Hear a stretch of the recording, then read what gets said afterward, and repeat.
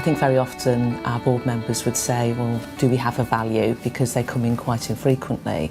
But as far as we're concerned, that good governance is the backbone of the organisation. It does provide that overview, the strategic direction. It gives us challenge and also advice and support when you need it. It really is useful to be able to have that sounding board, to have that critical challenge to get the best decisions for the organisation. I think that gives me and the team confidence that we are going in the right direction and achieving what we need to achieve. My motivation for joining the board was to get involved in governance and to help this housing association to move forward commercially and build on the success that it's already got. I'm the first board member from a retail background, and the skills that I bring are very commercially focused. I think the challenge for the sector and our organisation in particular, when we've grown quite a lot in the last few years, particularly with Care Plus, how we're developing the business and how meeting the challenges of moving from much more public sector funded to look into different routes and different ways forward to create resources, then we've got to become more innovative. And to do that, we are going to need people who've got different experience, different skill sets than perhaps we've traditionally looked for in the sector. So I think that's a real challenge to make housing associations become more relevant to people in different sectors, and also that they feel that they would have a contribution to make. So I think that we've got some work to do there, but hopefully with people like Shaz joining the board, it really is helping us move forwards.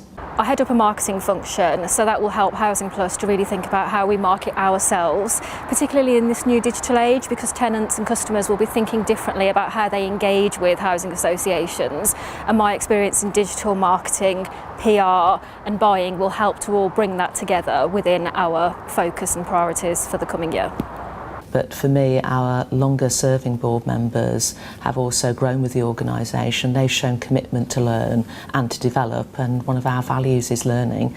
And it isn't only the staff in the organisation that are learning, we can also see that our board members have learnt, they've developed and they've moved with the organisation as well. So I think it's having that balance of experience and new eyes and new experience that's the real blend that we need to get.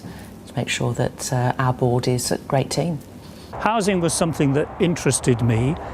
People at that stage, some of them were buying their own council houses, and there was a shortage really of housing for people who couldn't afford to buy them and yet needed somewhere to live. And I was very interested in this because of my background, obviously, in working with the community and I hope for the community.